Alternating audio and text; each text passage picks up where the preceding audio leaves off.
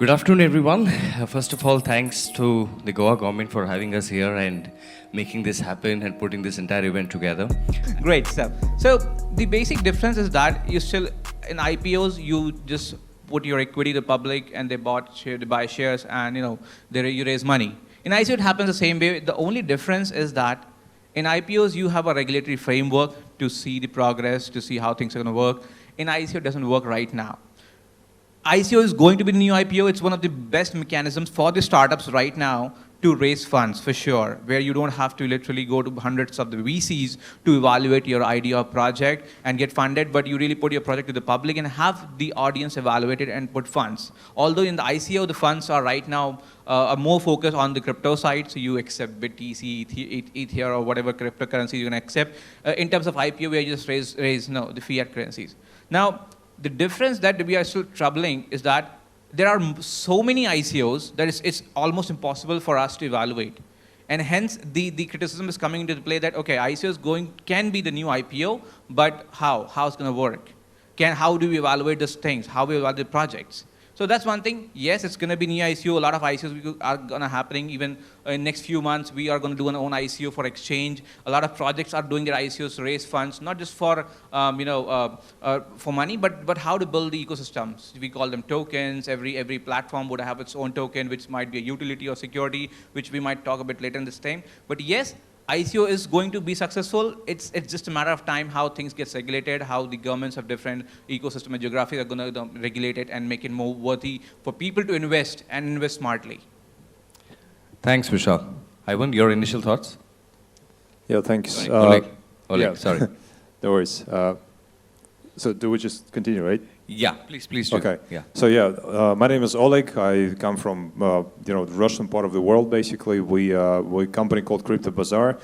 We do two things. We're probably one of the largest funds in Russia that invest in ICOs, early stages, usually in projects as close to core technology as possible, like your protocol layers, security, connected projects, and so on. Second thing is we have a large community and events division, and we run events, run hackathons, and so on and so forth. In terms of your question, of course, it's very hard to say, right? In a way, because there are so many similarities. But on the other hand, I think we just, if we look at the IPO market and ICO market at the moment, I think there's a lot of confusion at the same time because the stages at which projects are raising money in using these two vehicles are very different. Because when we talk about IPOs, we're talking mostly about large corporations already with stable revenue streams, very transparent in terms of accounting and so on. And on the other hand, when we talk about ICOs, we're talking about venture. So this is really about usually the starting point of, traditionally again, starting point of some business. And this is in some sense a replacement or maybe an add-on to your traditional crowdfunding, right? Which we also knew for a few years before ICOs and blockchain became a big thing. So in general, there are a lot of similarities, of course, but I think the fundamental difference right now is right here, just the stage of the company. Thank you. Ian, would you like to please introduce yourself and then give your initial thoughts? Not that you need an introduction, but for the new Hi, ones, my name is Ian Balina. I'm with 100x Advisors. We're an ICO investment and advisory firm. I want to say no. I don't think ICOs are the new IPO. Interesting. Yeah, because I guess if you go to Wall Street, an IPO is something you do or a company does after it's gone through numerous stages of funding, from Series A all the way to different rounds of financing from different investors that have vetted them and qualified them. And after achieving numerous milestones, they give them more money. And the IPO is basically kind of like this final blessing, so to speak, kind of like graduating, right? An IPO is basically saying this company is now world class. It's a Hall of Fame or all-star company. So for an ICO to have that same label, when 90% of these ICOs have no business doing ICOs, I don't think that's the case. I think if anything, ICOs is really the new seed funding. Sure, yeah. Shall you want to go ahead? Yeah, my name is Jason Fernandez. I'm a CEO and co-founder of AE Token. We're a Malta-based company building a blockchain payment solution for the affiliate marketing industry. Coming to the point at hand, whether ICOs can be the new IPO, essentially there's a lot of hype around ICOs, but if you actually look at the numbers, ICOs have only raised 5.6 billion in 2017, and that's in comparison to an IPO where $196 billion was raised by IPOs last year. So you're looking at like 1/40th. ICOs contributing to 1/40th what an IPO would do. And also I think it's not a really valid comparison, because with an IPO you actually own stock of the company. You actually have some degree of say in how the company progresses. When it comes to an ICO, you're essentially owning tokens, and you're owning essentially utility tokens. And I guess a more apt comparison would be the security token offering, because with that you actually own part of the company, and in addition, a lot of the STOs actually have to go through the same processes to get to the IP that a normal company would get to the IPO, the same filing and stuff like that. So there's a lot more scrutiny with STOs as opposed to ICOs. So I don't think it's an apt comparison, and I think it'll take a while. And I think STOs will probably be the next IPO. Okay. Thank you. Abhishek, we just concluded a ICO recently, and I think the only panelist who has actually finished an ICO. So from that perspective, what do you think? I think Is it? Is it working? Okay. My perspective is I quite agree with Ian perspective. It's all about even IPOs or ICOs. It's about creating liquidity, right, for the business. I think the right way to look at it from an ICO perspective, it's the new early stage funding source, like Ian said. I think it's a seed capital, and maybe even late stage capital. The amount of money the early stage companies are raising is probably enough to get them to Series B, Series C, or maybe Series E. So, but at the same time, in the IPO market, we have this regulation that is looking for key characteristics about how many earnings, how much revenue, how much XYZ, which are inherently absent in the companies who are doing ICO. So I think whether ICOs would ever meet the standards of IPO, I don't think so. If you are really capable of doing an IPO, why would you do an ICO, right? Correct. So I think I clearly agree with what Ian has shared, that I think it's a new VC, new early stage capital, and take you to a point where you can do a real IPO.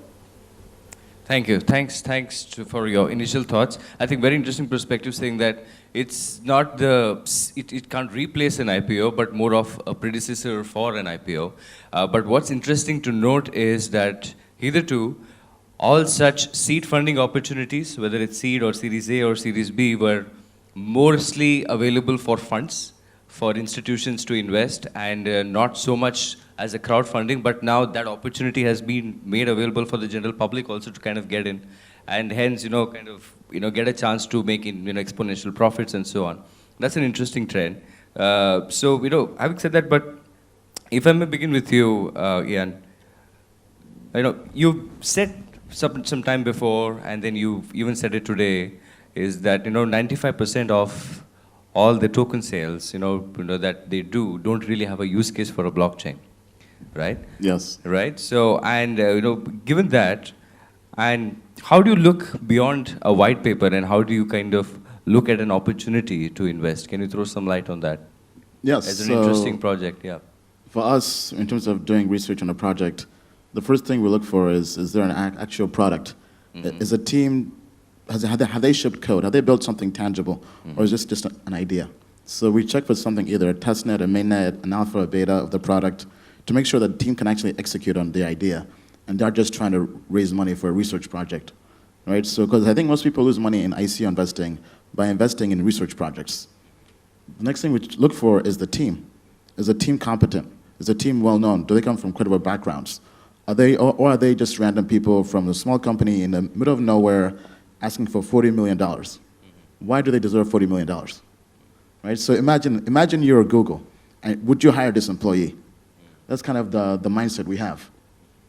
So once you check the product, the team, and the people working with them, the advisors, the partnerships, then you look at the actual ICO itself, the token metrics. How much money are they raising? Is this an undervalued project? How many tokens are they planning to mint? So taking all these individual data points and then creating a single holistic grade that tells you how good this project is, then having a caliber of what exactly you have to achieve to invest in the project. Right, thank you. And as a follow-up question, you've been kind of a torchbearer for the investment community. I mean, millions of people subscribe, and then including myself. And you've been kind of the voice of the community from an investment standpoint. So would you like to share some thoughts from a community standpoint? I mean, how can, what is their voice? I mean, what is that they want to kind of send as a message to all the companies that are doing a token sale? How do they kind of, benefit by getting into this, right? So what's my message to companies having an ICO? Yeah. Oh, I have so many messages. Raise less money. Okay. I would say almost every project out there that's trying to raise money, just raise half of what you need. Don't raise money just to raise money. Only raise money to achieve your actual milestones. Right? So for example, there's a project that emailed me one time, and I got so mad because they said that, hey, we'll just do a survey and see how much interest we have. Then based on the demand, we'll change our hard cap to be just 1/3 of that. So that way there's some FOMO on exchanges.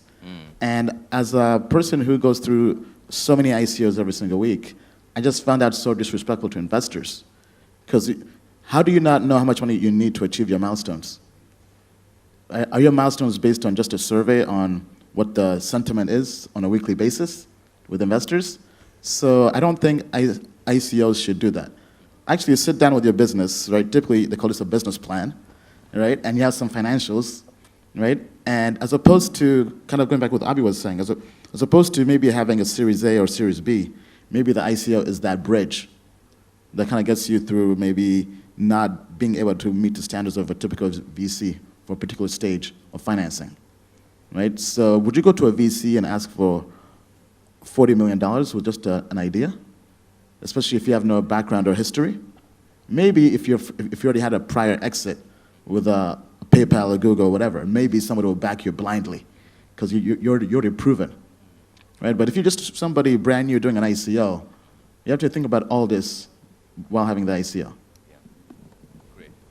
Yeah, I just want to take a moment now, go to Oleg.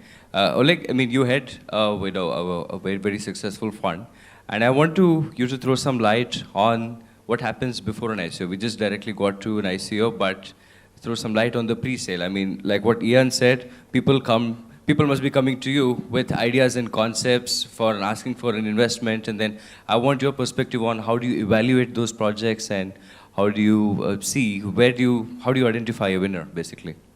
Yeah, thanks for the question. I guess we're a little bit biased, right? I mean, all the people here sitting in the panel, and the more time you spend in the industry, you sort of, you tend to go pretty much the same way as the whole, league of, I don't know, professionals, whatever we call them, or people who are staying in here.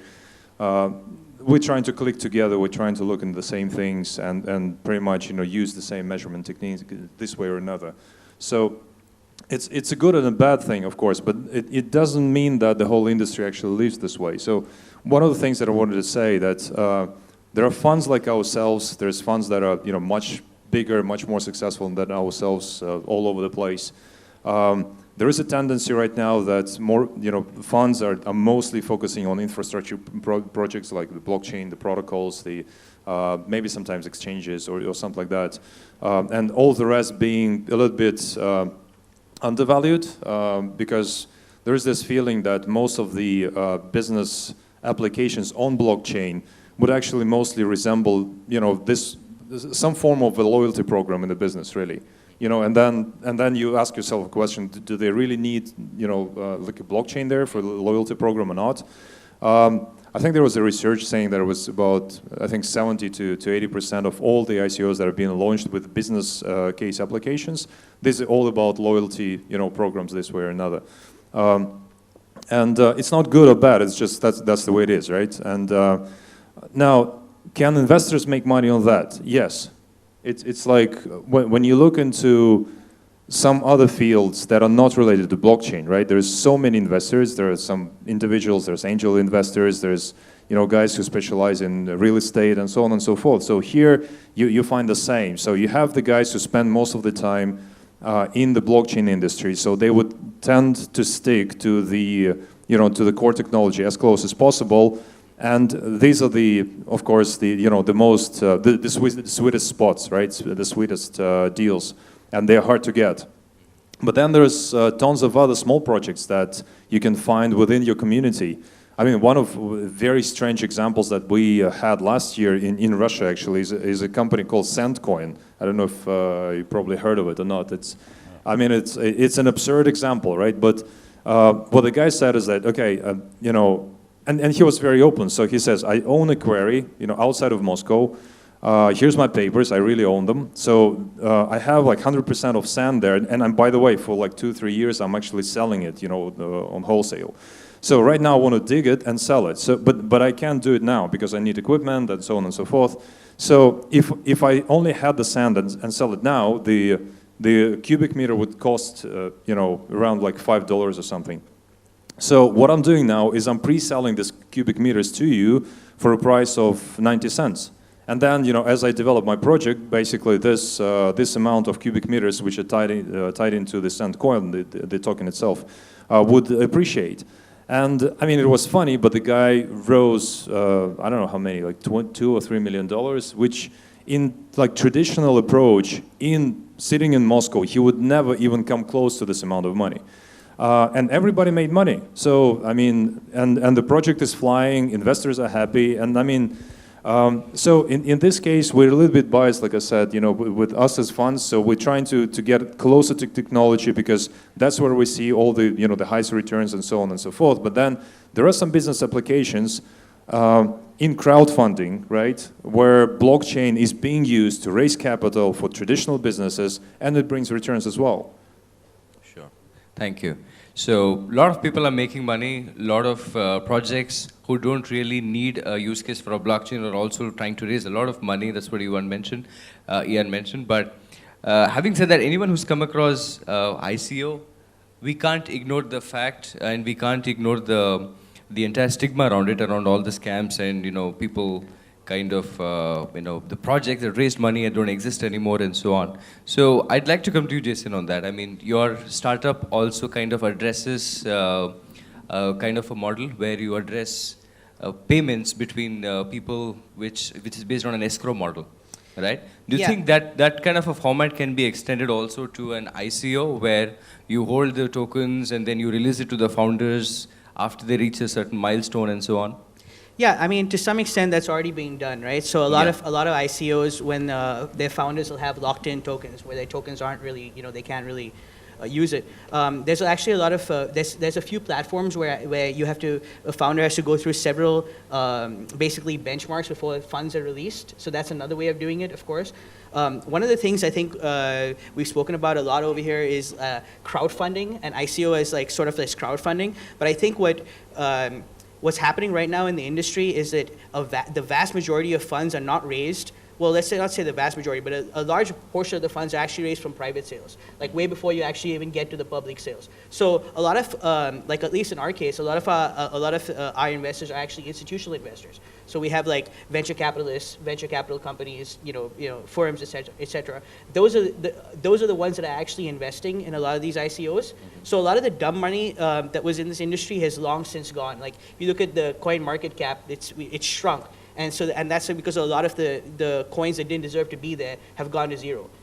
So a lot of sophisticated investors are coming in, and actually institutional investors are looking at at companies in the pre-sales stage, way before they even get to the public sale. So there's some degree of control there, because you have people that are already VCs, that are already angels, that are already in the industry that know what's going on. Mm-hmm. So it's not quite like a crowdfunding situation where it's thrown open to everybody, because for the most part, by the time you get to that point, you've already passed your pre-sales and you pretty much already raised most of your things. So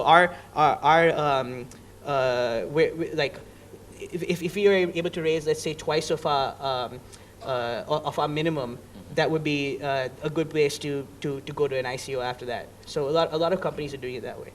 Thanks, Jason. So I'll come to you, Vishal, with this. I mean, now we've spoken about projects and then what kind of money they need to raise, having a relevant use case for a blockchain, approaching the right investors and everything. I want to come to you with, where does an exchange fit into the entire ICO roadmap for a startup? All right. So, you know, one of the most important part of any token is to be traded, right? Why do we invest? When they say we make 5x, 10x, 50x, or whatever, right? It's only going to happen when you raise an ICO and an exchange is listing that token where people can literally trade the token with some other assets. If there's no exchange, you will never be able to trade that. And that's why one of the most important part of any ICO, any token basically, is to find an exchange who's going to list them. And people are looking for the top 10 exchanges, for example, Binance, CoinEx, or Bitfinex, or whatever is in that. The reason is that because they have volumes, right? If you get listed there, you know that you will be traded. And that's been, an exchange is only going to list you the way Ian said that. If we are going to invest in an ICO, we have to evaluate that. But when it ends, even the exchange evaluates an ICO before they list them. And it's really important because if an ICO which looks so shiny, if they listed and the token went down, the credibility goes to the exchange because that's where the money has been actually traded. So the exchange plays a very critical role post an ICO because if an ICO is not getting listed, you will not get the value ever. And you will see a lot of ICOs and tokens which hasn't been listed, has raised money, they've gone and they're the ones we call them scams. Right. Thank you. Abhishek, I'll come to you. You know, one thing that we haven't addressed till now is the role of a community in kind of, you know, as your roadmap to an ICO, right? And then we have built a community for Nucleus Vision. So I wanted your comments. I think we are out of time, but I wanted your quick comments on the role of a community, okay? And how a company needs to plan post an ICO. What's the roadmap after that? What happens basically after you raise all of that? I think very, very important. I think the biggest value out of the ICO is not the money. I think it's the community. We have built one of the largest communities at the time. We continue to have their support. When we reached out to the community to make business referrals, they gave us 1,200 referrals in almost 38 countries. That's the kind of reach we had through our community. We could hire people who had the relevant skill sets. I think a lot is misunderstood from the pros and cons of ICO, but if you don't build the community out of the ICO, you haven't really done, and even if you raise money, you have lost half the value. Because really, you know, if I were to build that marketing effort post-ICO, I would literally spend millions of dollars. Or maybe even then it's not possible. Building a great community is, I think, should be one of the core objectives of any ICO. Because that will give you people who will evangelize your project, people who would be your support in a community, people who will create liquidity in the local markets, people who will make business referrals, people who will promote your project for little or no tokens. That is just massive. This is like you just hired 78,000 to 90,000 people who are promoting your business. How does that happen? In real businesses, it's impossible. You can't get that many people globally to promote. We were visible in 200 countries globally as a company. Our community size is today still around 78,000 people. And we are very proud of it. Thank you. We're just short of time. I'll just quick remarks. I think we have not even covered the basics. I mean, there's a lot of ground to cover when you talk about ICOs. I think what we have tried to do is not answer and explain what is an ICO or will it replace an IPO, but our objective really was to kind of give you a glimpse to only increase the number of questions for you so that you can go ahead and, you know, find answers and then you get inquisitive about it and then learn more about it. Yeah, do we have time for a Q&A? Yeah, please, sir. Please introduce yourself and then you can feel free to ask any question to the panelists. My name is Sam. I'm from Adara. My question is for Ian and for Abhi. As a ICO, well, let's go back to an IPO. With an IPO, you have significant requirements in the reporting standards that you have to disclose to the public on a quarterly and yearly basis. There is none of that with any ICO. So I would like to know, as to you, Abhi, what you will be doing to provide reporting standards on your spending, just so you're not a black hole in spending user funds.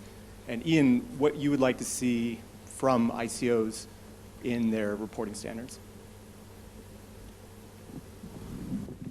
So I think good question. That's why I think ICOs are not the new IPOs until we have standards like that, whether quarterly. I think ICOs should have weekly updates to the community on everything, right? And I think one of the good ICOs I liked was District 0x. When they launched, they basically had some kind of document showcasing the entire ICO's wallets, and whenever they would use the wallets, kind of like a log of where the funds are actually being spent. So I think if more ICOs followed things like that and having weekly updates, quarterly reports, something that's more standard is definitely helpful for the community. I think very required. I think something that we as evangelists of this industry should promote. If this entire liquidity source for our youth needs to survive, to promote, I mean, prime example is what my friend Oleg mentioned, it happened in Russia. People who did not have access to capital, people who do not have access to Silicon Valley are able to do great business. That is so important to nurture an entrepreneurial community. And if people who have been there, done that, have a lot of experience, do not create that standard protocol, I think the industry will suffer. And the biggest victims of them, this suffering would be the early entrepreneurs who didn't even start their next businesses, thinking about businesses, would lose this opportunity. So I'm a big supporter of it, and I will continue to work with anybody in the room here on such an initiative as a completely pro bono effort for the industry. So, yeah. I think that's a wonderful note Please. to end this on, working with Final anybody in the comments room. from, he wants to Sure, add a please. comment. Just very quickly, sorry. Just about reporting. Apparently, the more transparency, the better. But then, let's be honest, right? I mean, when we talk about startups, has anybody of you, here done like few startups in their lives? Okay, how many times your startup actually went according to the plan? I mean, we all know that, right? So it's sometimes investors might have expectations that are not achievable, right? So, and if we log these things to log like the fund distributions and so on to the original roadmap, which we would understand, making like a few steps ahead, that this roadmap is actually wrong and we need to find something new, maybe even better than what we thought before, that would hinder the whole idea of developing a startup. And what I think should be done in this industry, of course, is basically we need to copy some of the best practices here from your traditional venture deals, right? When you do have reporting, but it has to be flexible. It has to be maybe within a certain community, within certain standards, but also very, very flexible, so that it would not just be another bottleneck for the projects to grow, because the plans would be changing all the time. I guess we can have a big round of applause for the dignitaries on the dais. I request Mr. to please give a token of